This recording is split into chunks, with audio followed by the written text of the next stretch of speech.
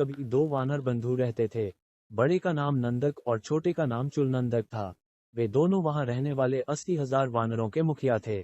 एक बार वे दोनों वानर बंधु अपने साथियों के साथ कूदते फांदते किसी दूरस्थ वन में चले गए और अपने साथियों के साथ नए नए की के फलों का आनंद लेते रहे।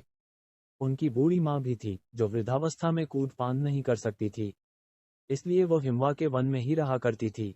दोनों ही वानर बंधु अपनी माता का भरपूर ध्यान भी रखते थे।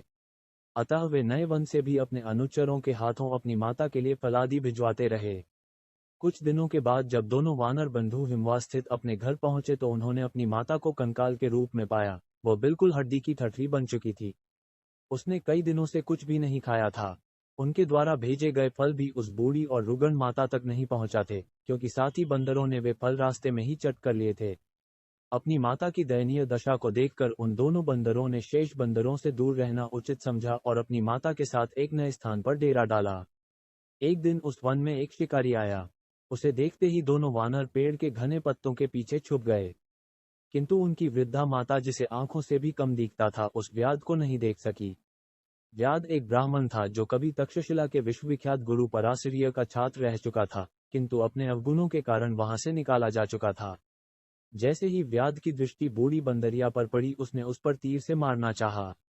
अपनी माता के प्राणों की रक्षा हेतु नंदक कूदता हुआ व्याध के सामने आ खड़ा हुआ और कहा, हे व्याध, तुम मेरे प्राण ले लो मगर मेरी माता का संहार न करो। व्याध ने नंदक की बात मान ली और एक ही तीर में उसे मार डाला। दुष्ट व्याध ने नंदक को दिए गए वचन का उल्लंघन करते हुए फिर से उस बूढ़ी मरकटी पर तीर का निशाना लगाना चाहा। इस बार छोटा भाई चुलनंदक कूदता हुआ उसके सामने आ खड़ा हुआ। उसने भी अपने भाई की तरह व्याध से कहा, हे व्याध, तू मेरे प्राण ले ले मगर मेरी माता को न मार। व्याध ने कहा, ठीक है, ऐसा ही करूंगा, और देखते ही देखते उसने उसी तीर से चुलनंदक को भी मार डाला। फिर अपने वचन का पालन न करते हुए उसने अपने तरकश से एक और तीर निकाला और बूढ़ी मरकटी को भी भेद डाला। 3 बंदरों का शिकार कर वो व्याध बहुत प्रसन्न था, क्योंकि उसने एक ही दिन में उनका शिकार किया था। यथाशीघ्र वो अपने घर पहुंचकर अपनी पत्नी और बच्चों को अपना पराक्रम दिखाना चाहता था।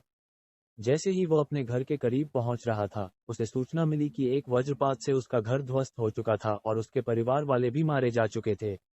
अपने परिजनों के वियोग को उसके मन ने नहीं स्वीकारा।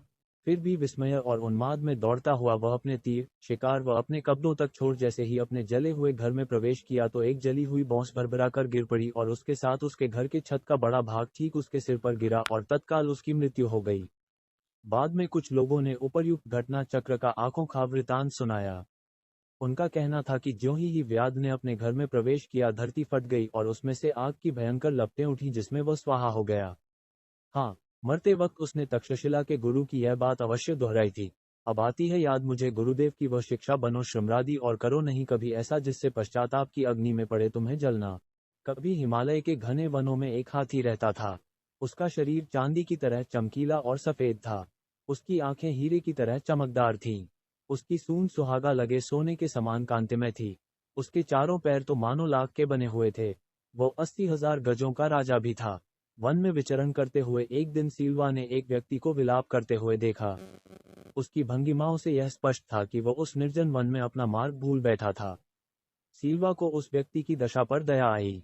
वो उसकी सहायता के लिए आगे बढ़ा, मगर व्यक्ति ने समझा कि हाथी उसे मारने आ रहा था, अतः वो दौड़कर भागने लगा। उसके भय को दूर करने के उद्देश्य से सीलवा बड़ी शालीनता से अपने स्थान पर खड़ा हो गया, जिससे भागता आदमी भी थम गया। सीलवा ने ज्यों ही पैर फिर आगे बढ़ाया, वह आदमी फिर भाग खड़ा हुआ और जैसे ही सीलवा ने अपने पैर रोके वह आदमी भी रुक गया। 3 बार जब सीलवा ने अपने उपक्रम को वैसे ही दोहराया तो भागते आदमी का भय भी भाग गया।